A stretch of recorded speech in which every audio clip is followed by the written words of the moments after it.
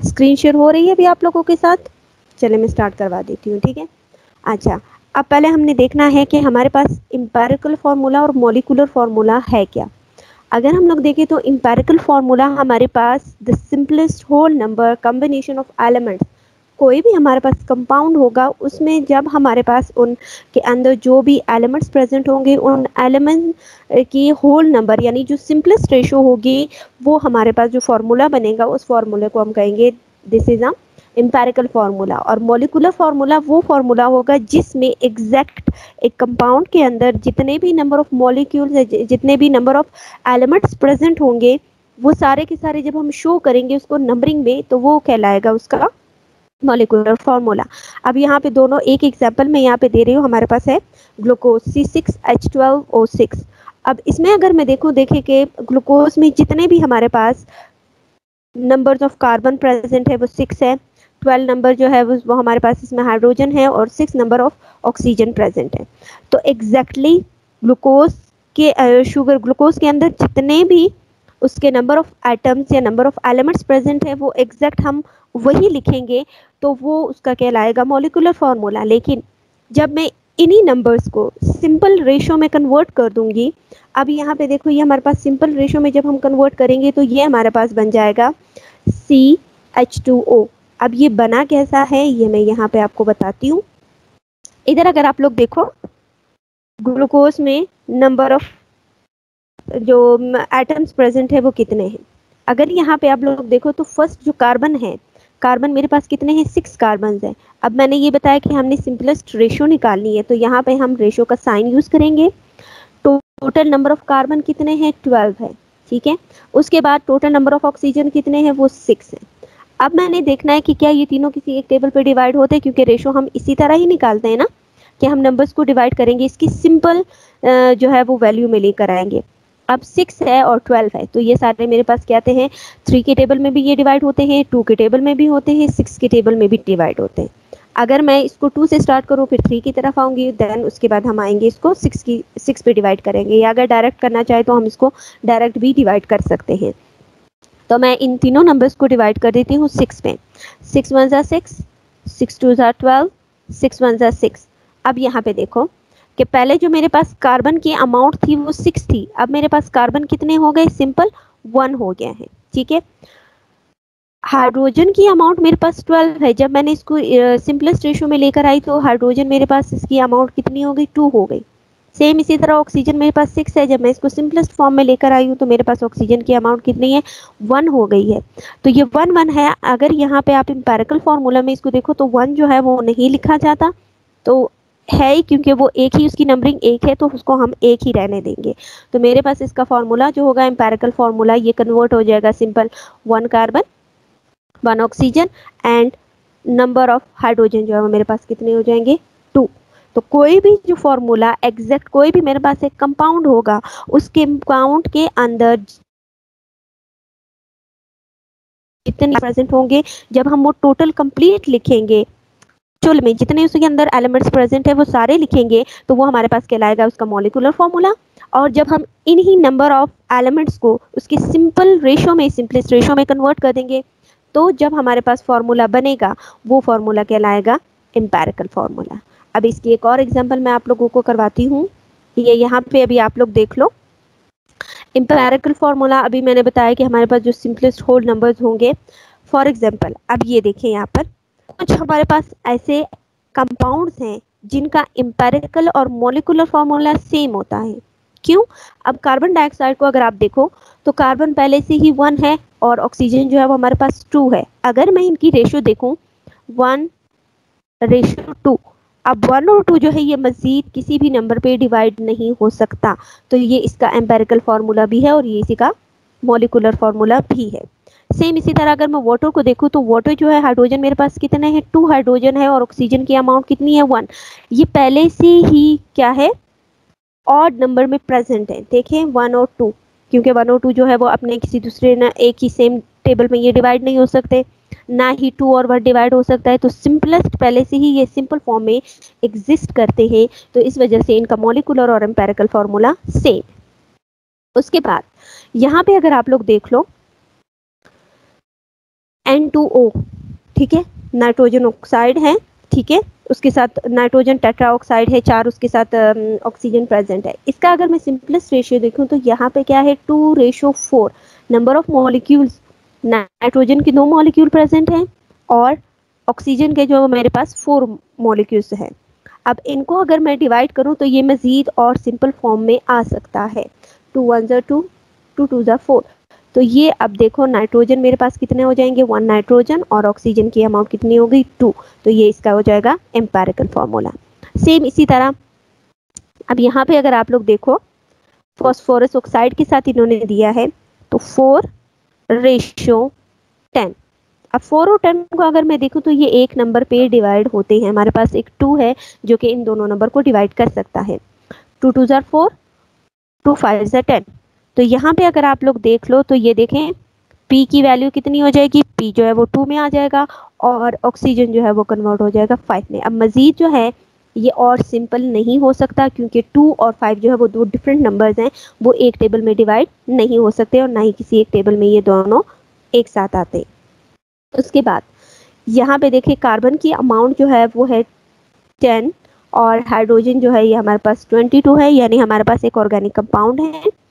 इसको अगर हम देखूं तो क्योंकि कार्बन जब हमारे पास 10 आता है तो ये जो ऑर्गेनिक कंपाउंड बनता है ये क्या होता है, डिकेन है, ठीक है, इसका नाम है डिकेन। अब इसमें मेरे पास जो रेशो बन रही है वो 10:22 है।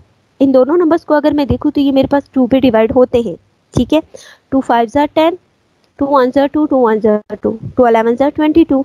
अब ये मजीद 5 और 11 किसी एक टेबल में एक साथ नहीं आते, तो ये हमारे पास इसका क्या हो जाएगा, सिंपल फॉर्म आ गई है, सिंपल रेशो आ गया है, तो इसीलिए ये मेरे पास इसका फॉर्मूला जो है C5 and H11 बन गया। उसके बाद ये जो मेरे पास आ रहा है एक वो है कार्बोहाइड्रेट है, जिसमें इन्होंने दिया है कि कार्बन की अमाउंट जो है वो 6 है, हाइड्रोजन जो है वो 18 है और ऑक्सीजन हमारे पास 3 है। अब अगर इन तीनों नंबर्स को हम देखें तो क्या ये तीनों किसी एक नंबर पे डिवाइड होते हैं, यस, ये तीनों किस टेबल पे डिवाइड होते हैं, 3 के टेबल में। तो ये हो जाएगा 3 2 6, 3 6 18, 3 1 3।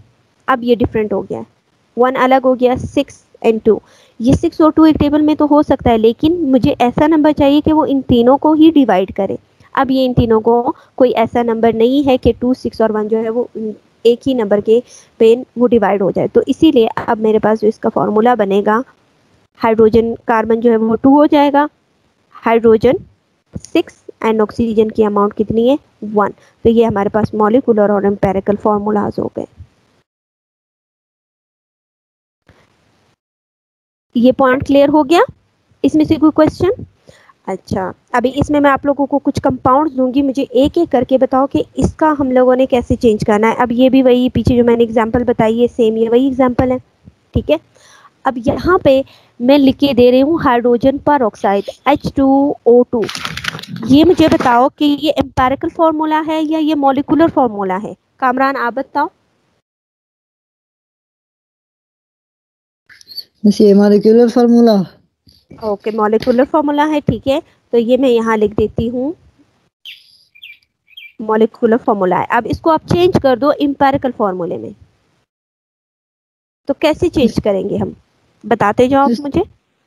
2 1 2 और 2 1 2, 1:1, 2:2, तो ये 1:1। अब इसका जो एम्पेरिकल फॉर्मूला होगा वो क्या बनेगा, 1:1।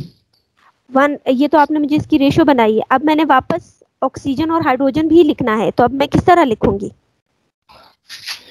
H and H:O। Simple H और O हो जाएगा। तो ये मेरे पास हाइड्रोजन पर ऑक्साइड का जो एम्पेरिकल फॉर्मूला है वो HO बन जाएगा, ठीक है। इसके बाद अच्छा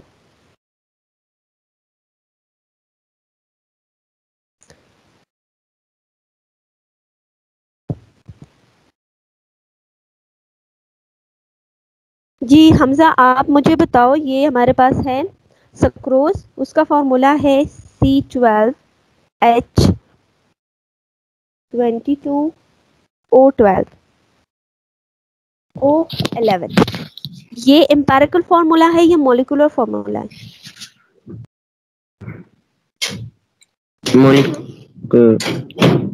मॉलिक्यूलर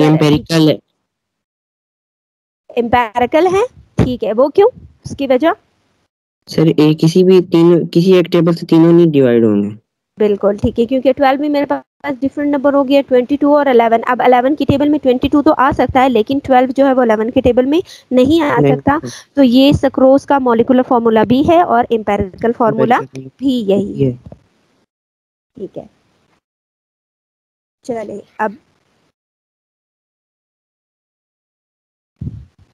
अब एक और चीज है, दो चीजें, एम्पेरिकल फॉर्मूला भी मैंने आपको बता दिया, मॉलिक्यूलर फॉर्मूला भी। अब मेरे पास एक और चीज आती है जिसको हम कहते हैं फॉर्मूला यूनिट। अब फॉर्मूला यूनिट जो है वो असल में हमारे पास यूज होता है किसी भी आयनिक कंपाउंड के लिए।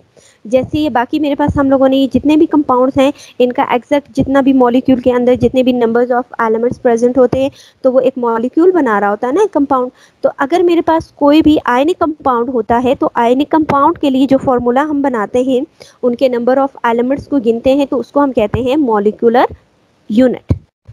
अब ये क्या है, lowest whole number ratio of the ions in an ionic compound. कोई भी हमारे पास जब आयनिक कंपाउंड प्रेजेंट होगा उस आयनिक कंपाउंड के अंदर उसका जो लोवेस्ट फॉर्म जो सिंपलेस्ट रेशियो प्रेजेंट होगी वो कहलाएगा उस आयनिक का फॉर्मूला यूनिट। सेम है वही चीज, नंबरिंग उतनी होगी कि एक कंपाउंड के अंदर कितने मौजूद है, लेकिन अगर वो आयनिक कंपाउंड है तो उसके लिए हम लोग वर्ड यूज करेंगे फॉर्मूला यूनिट। एक और मैं यहाँ पे बता देती हूँ, फॉर एग्जाम्पल मैग्नीशियम क्लोराइड। अब मैग्नीशियम जो क्लोराइड है ये आयनिक कंपाउंड है, ठीक है। कैसे आयनिक कंपाउंड है, अगर मैं मैग्नीशियम को देखूंगी तो मैग्नीशियम जो है वो प्रेजेंट होता है ग्रुप 2A में है, ठीक है। और ये इलेक्ट्रॉन को लूज करता है, जब ये इलेक्ट्रॉन लूज करता है सेकंड ग्रुप में है तो ये कितने इलेक्ट्रॉन लूज करता है, ये अपने 2 इलेक्ट्रॉन्स को लूज कर देता है। और क्लोरीन जो है, क्लोरीन मेरे पास ग्रुप 7 में प्रेजेंट है, ठीक है। और क्लोरीन को कितने इलेक्ट्रॉन्स की ज़रूरत होती है, क्लोरीन जो है वो एक्सेप्ट करता है 1 इलेक्ट्रॉन को। जब वो 1 इलेक्ट्रॉन को एक्सेप्ट करेगा तो उसके ऊपर चार्ज कौन सा आ जाएगा, -1। 1 क्यों आ रहा है, क्योंकि उसने एक इलेक्ट्रॉन को एक्सेप्ट किया है, उसको एक इलेक्ट्रॉन की ज़रूरत है। अब यहाँ पे अगर आप देखो तो क्लोरीन कितने क्लोरीन है, 2 क्लोरीन है। तो मैं एग्जैक्ट 2 क्लोरीन ले लूंगी, एक को भी -1 की जरूरत है, दूसरे को भी -1। मैग्नीशियम के पास कितने इलेक्ट्रॉन्स हैं, 2 इलेक्ट्रॉन है।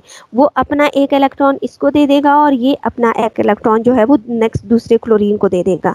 तो जब ये अपने दोनों इलेक्ट्रॉन्स दे देंगे तो इसके ऊपर कौन सा चार्ज आ जाएगा, प्लस का चार्ज। और 2 क्लोरीन है, हर एक ने एक एक एक्सेप्ट किया है तो इसके ऊपर कौन सा चार्ज आ जाएगा, -2। क्योंकि 2 क्लोरीन है, हर एक ने एक एक इलेक्ट्रॉन को एक्सेप्ट किया है तो इसके ऊपर चार्ज जो है वो -2 आ जाएगा। अब ये मेरे पास कौन सा कंपाउंड बन गया, आयनिक कंपाउंड है। अब इस आयनिक कंपाउंड के लिए जब मैं इसके मॉलिक्यूल्स की सिंपलेस्ट फॉर्म में इसको लेकर आऊंगी तो फॉर्मूला इसका जो बनेगा वो क्या कहलाएगा, उसको हम कहेंगे फॉर्मूला यूनिट। अब यहाँ पे अगर मैं देखूं मैग्नीशियम जो है वो मेरे पास कितने आ रहे हैं, 1 मैग्नीशियम है। क्लोरीन जो है वो कितने हैं, वो 2 है। तो अब इनका जो ये रेशियो मेरे पास आ गई है, क्या ये इसकी सिंपलेस्ट रेशियो है 1:2? ये मजीद डिवाइड हो सकता है ये कोई नंबर, नहीं मिस नहीं हो सकता डिवाइड, नहीं हो सकता। तो ये मेरे पास जो ये आ गया है फॉर्मूला आ गया है, ये मेरे पास कौन सा फॉर्मूला आ गया है, इसको हम कहेंगे formula unit. Clear? Yes miss clear.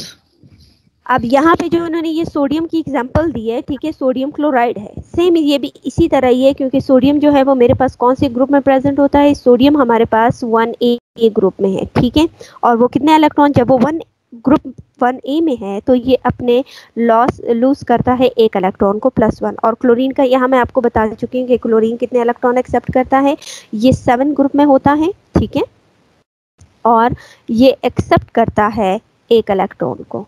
तो -1 एक इलेक्ट्रॉन सोडियम दे रहा है और क्लोरीन उसको एक्सेप्ट कर रहा है। तो सोडियम की अमाउंट भी कितनी है, 1 सोडियम है। और जो क्लोरीन है वो भी मेरे पास कितना है, 1। तो 1:1, ये मजीद और सिंपलेस्ट फॉर्म में नहीं जा सकता। तो इसीलिए हम कहेंगे ये आयनिक कंपाउंड है। और आयनिक कंपाउंड में इसकी जो ये सिंपल रेशियो आ गई है, दिस इज नोन एज इस फॉर्मूला यूनिट।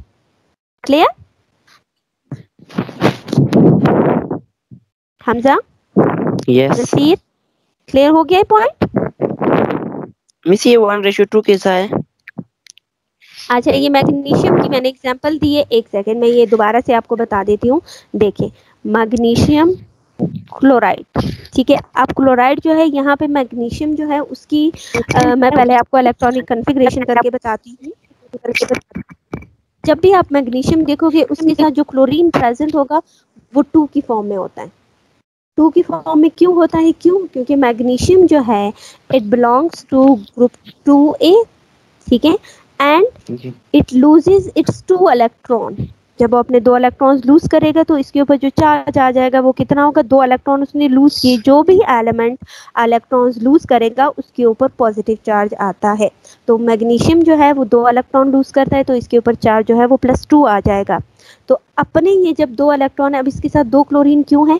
क्योंकि हर एक क्लोरीन को, क्लोरीन जो है इट बिलोंग्स टू ग्रुप 7 या हैलोजेंस फैमिली, ठीक है, और ये एक्सेप्ट करता है एक इलेक्ट्रॉन को। इसमें जितने भी एलिमेंट्स प्रेजेंट होंगे, क्लोरीन है, फ्लोरीन, ब्रोमीन, आयोडीन, ये सारे एक्सेप्ट करते हैं एक इलेक्ट्रॉन को। तो ऐसा एलिमेंट जो इलेक्ट्रॉन को एक्सेप्ट करेगा उसके ऊपर चार्ज आता है नेगेटिव। अब ये क्लोरीन जो है ये कितने ग्रुप 7 के हैलोजेंस जितने भी हैं ये एक्सेप्ट करते हैं एक एक इलेक्ट्रॉन को, तो इनके ऊपर चार्ज जो है वो -1 आता है।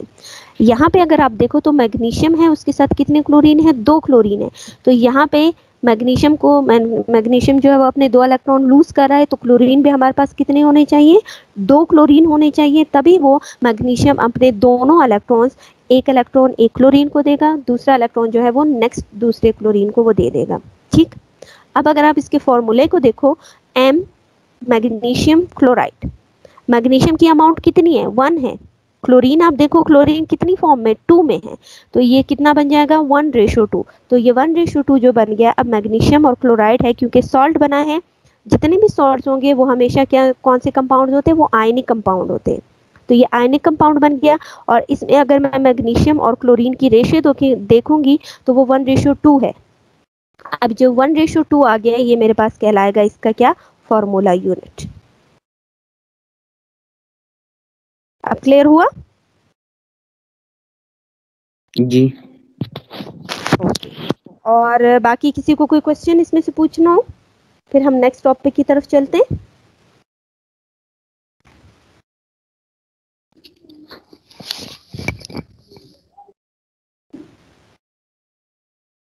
चले, और कोई क्वेश्चन नहीं पूछना?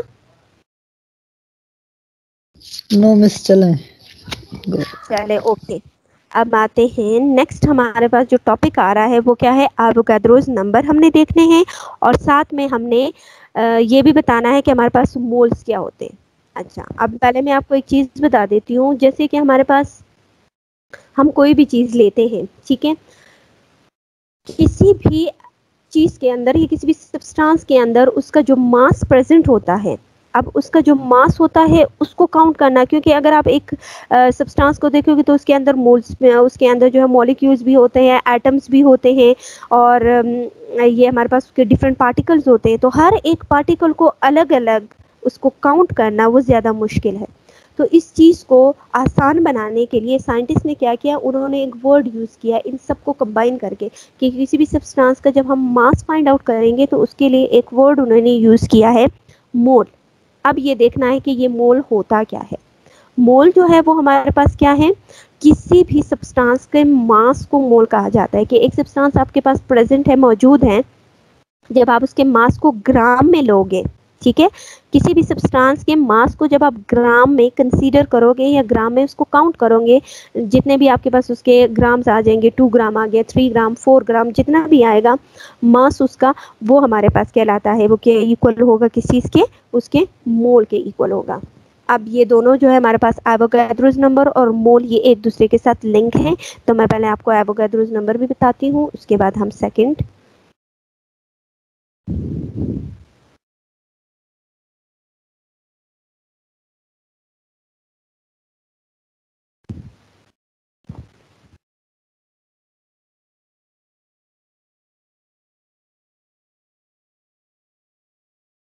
हाँ जी, अब पहले हमने देखना है कि एवोगाड्रोस नंबर है क्या। हमारे पास एक साइंटिस्ट था, उसका नाम एवोगाड्रो था और उसने ये नंबर किया, वो ये चाह रहा था कि हमारे पास हर एक सब्सटेंस में जो उसके नंबर ऑफ एटम्स हैं या उसके में जितने भी पार्टिकल्स प्रेजेंट हैं उनको अलग अलग जो है वो काउंट नहीं किया जा सकता। तो उसको उस चीज़ को आसान बनाने के लिए, उसको ईजी करने के लिए उसने क्या किया, एक नंबर जो है वो इंट्रोड्यूस करवाया और उसको उसने नाम दे दिया एवोगाड्रोस नंबर। अब एवोगाड्रोस नंबर असल में है क्या? एवोगाड्रोस नंबर हमारे पास वो पार्टिकल्स जो किसी भी सब्सटेंस के अंदर प्रेजेंट हो, कितने उसमें 1 मोल ऑफ सब्सटेंस के अंदर उसके जितने भी नंबर ऑफ पार्टिकल्स हो, चाहे वो एटम्स हो चाहे वो उसके मॉलिक्यूल्स हो, तो वो जितने भी प्रेजेंट होंगे उसको कहा जाएगा एवोगाड्रो नंबर। अगर अब यहाँ पे एक एग्जांपल इन्होंने दिए कि मैं अगर देखूं कि कार्बन 12, अब कार्बन 12 का मतलब क्या है कि अगर मैं कार्बन को देखती हूँ तो कार्बन हमारे पास पीरियोडिक टेबल में ये प्रेजेंट होता है, इसका जो एटॉमिक नंबर है वो 6 है। अगर मैं इसका मास नंबर देखूंगी कार्बन का तो वो कितना होता है, वो 12 होता है। और हमेशा जब भी हम मास देखते हैं तो उसके साथ हम लिखते हैं एटॉमिक मास यूनिट, ठीक है। अब इस एटॉमिक मास यूनिट को उन्होंने कहा कि हर चीज़ को हम लोग अलग अलग करेंगे कि एटम कितना है, एटॉमिक मास यूनिट उसका कितना है एटम्स की बेस पे। तो इस चीज़ को जो है इजी करने के लिए उन्होंने कहा कि अगर हम इस 12 को, उस मास को हम चेंज कर देते हैं ग्राम्स में, यानी 12 ग्राम, तो ये 12 ग्राम जो है ये एग्जैक्टली कार्बन की जितने भी एटम्स होंगे, अगर कार्बन का एटम है के नंबर ऑफ एटम्स कितने हैं, तो कार्बन के नंबर ऑफ एटम्स उसका जो एटॉमिक मास होगा वो 12 है, उस 12 के इस यूनिट को हम चेंज कर देंगे, उन्होंने चेंज कर दिया ग्राम में, तो ये इक्वल होगा किस चीज़ के, 1 मोल के, ठीक है। तो ये 1 मोल के इक्वल हो गया है। यानी आपके पास कार्बन का जो कार्बन उसका एटॉमिक मास होता है, क्योंकि कार्बन का एटॉमिक मास जो है वो 12 है, तो कार्बन का एटॉमिक मास उसको जब हम कन्वर्ट कर देंगे सिंपल उसके साथ ग्राम लिख देंगे तो वो इक्वल होता है किस चीज़ के, 1 मोल के बराबर होता है। अब इस चीज़ को डिटरमाइन किया उन्होंने एक्सपेरिमेंटली, और फिर इसके बाद उन्होंने एक ये भी किया कि एक वैल्यू उन्होंने हमें एग्जैक्ट बता दी, जो वो वैल्यू इक्वल है किस चीज़ के, 6.022 इंटू 10 पावर 23 के, ठीक है। कि एवोगाड्रोस नंबर जो है वो हमारे पास एक नंबर है जिसकी वैल्यू है 6.002 इंटू 10 पावर 23 पार्टिकल्स पर मोल। यानी अब जो मेरे पास मैंने कहा कि 12 ग्राम है उसके अंदर 1 मोल प्रेजेंट है, तो ये 1 मोल के अंदर मैं चाहूँ कि कितने एवोगाड्रोस नंबर हैं या कितने उसमें पार्टिकल प्रेजेंट हैं, तो ये एवोगाड्रो नंबर जितना मेरे पास है 1 मोल के अंदर इतने ही नंबर ऑफ पार्टिकल्स जो है वो प्रेजेंट हैं। क्लियर? मिस इसकी अभी आपने फिक्स वैल्यू क्या बताई थी? ये फिक्स वैल्यू स्क्रीन शेयर हो रही है आपके साथ? इसमें शेयर हो रही है। तो ये यहाँ पे आप देखो मैंने लिखा हुआ है ये एग्जैक्टली, एक सेकंड, ये आपको यहाँ पे नहीं नजर आ मिस रही है? लिखा हुआ नहीं, नजर नहीं आता। अच्छा वेट, मैं मिस दोबारा शेयर नहीं हो रही है, चले मैं दोबारा से शेयर नहीं कर मिस ये बस ये फाइल्स वगैरह खड़ी हुई। अच्छा चले अभी देखिए शेयर हो गई, जी मैम। हो रही है, चले ठीक नो है। अब नहीं हो रही। फिर हाँ अब शायद हो गई मिस। आपका हो गई, चले ठीक है, हो चले गई सही है, मिस, मैं हाँ। दोबारा से आपको बता देती हूँ। ओके, ये चीज़ मैं दोबारा से बता देती हूँ। अच्छा हमारे पास कोई भी अगर हम ये कामरान, जैसे मैंने आपको उस दिन बताया था एटॉमिक मास और नंबर के बारे में, जितना भी हमारे पास अगर कोई भी एलिमेंट होता है उस एलिमेंट का जितना मास होगा, जो उसका एटॉमिक मास होता है, उस मास को जब हम रिप्रेजेंट करते हैं, फॉर एग्जांपल अब यहाँ पे इन्होंने कार्बन की एग्जांपल दी है कि कार्बन का जो एटॉमिक मास है वो 6 है, सॉरी एटॉमिक नंबर 6 है और उसका जो एटॉमिक मास है वो 12 है। तो जब भी हम एटॉमिक मास को कंसीडर करते हैं तो उसके साथ हम एक चीज़ लगाते हैं AMU। AMU का क्या मतलब है, एटॉमिक मास यूनिट, ठीक है, कि मास के लिए ये यूनिट यूज होता है, एटॉमिक मास यूनिट। अब साइंटिस्ट ने कहा था कि अगर हम हर एक चीज़ को उसके एक एक एटम के बारे में, एक एक एटम को निकालें तो वो ज़्यादा मुश्किल होता है, तो उस चीज़ को आसान बनाने के लिए उन्होंने कहा है कि इस चीज़ को हम हटा देते हैं, इसकी जगह हम ले आते हैं ग्राम, ठीक है, 12 ग्राम। अब ये कैसे किया,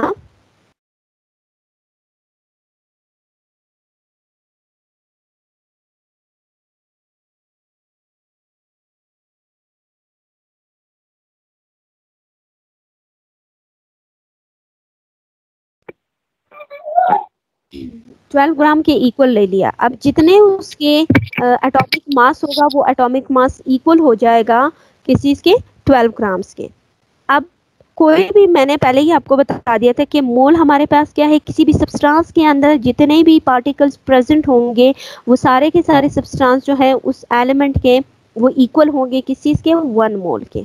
ठीक है, मोल जो है वो क्या होता है, मोल असल में हमारे पास किसी भी सब्सटेंस के अंदर नंबर ऑफ पार्टिकल्स को मोल कहा जाता है। अब एक, अगर मैं देखूं एक कार्बन है, उसका एक कार्बन का एटॉमिक मास जो है वो कितना है, 1 कार्बन का एटॉमिक मास इक्वल होता है 12 ग्राम के, और यही 12 ग्राम जो है वो इक्वल हो जाएगा किसी के, 1 मोल के। फिर अब एवोगाड्रो नंबर जो है, एक्सपेरिमेंटली उन्होंने ये एक्सपेरिमेंट करके हमें एक एक्यूरेट वैल्यू बता दी जो कि इक्वल होती है किस चीज़ के, 6.022 इंटू 10 पावर 23 पार्टिकल्स।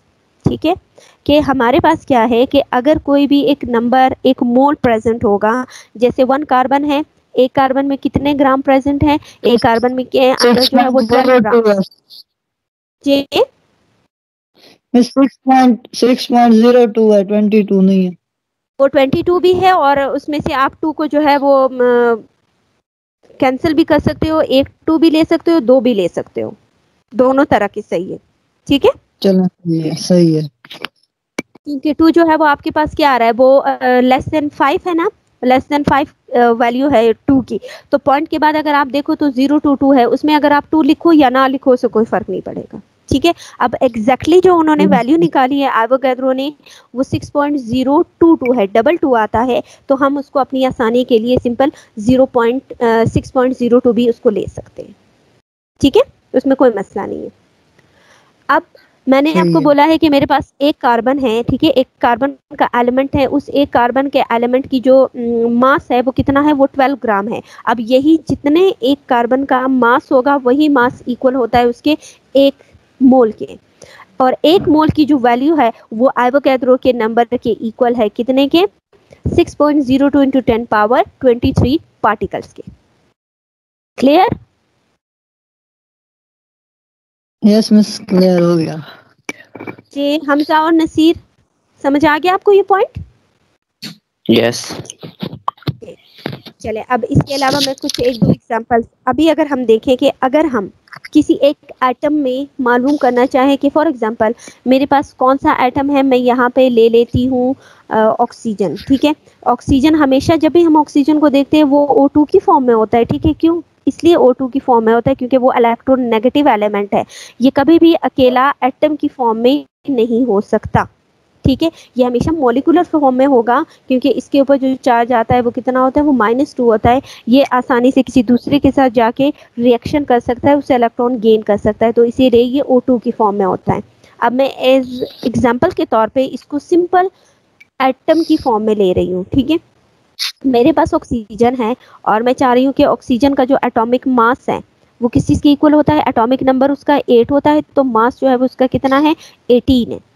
अब 18 है, पहले हमने इसको किस चीज़ में चेंज करना है कि जितना उसका एटॉमिक मास यूनिट है, ये जितना उसका मास है उसको हमने कन्वर्ट कर देना है किस चीज़ में, तो ये बराबर हो जाएगा या इक्वल होगा किस चीज़ के, 18 ग्राम के।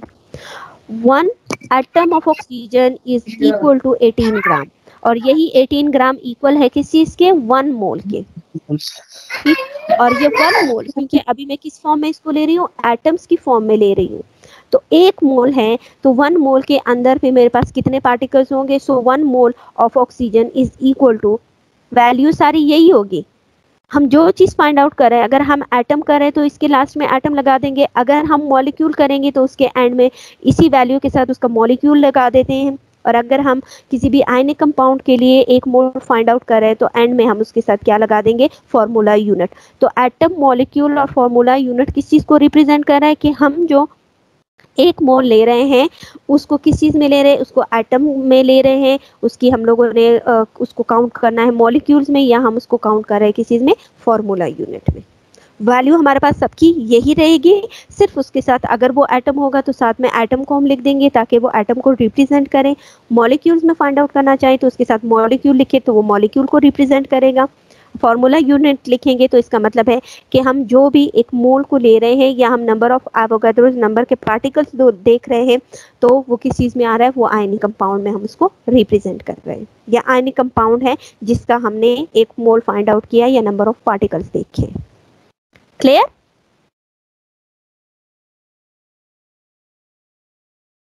Yes miss, clear. चले, अब ये जो अभी मैंने जितना पढ़ाया है इसमें से कोई चीज जो आपको समझ ना आई हो,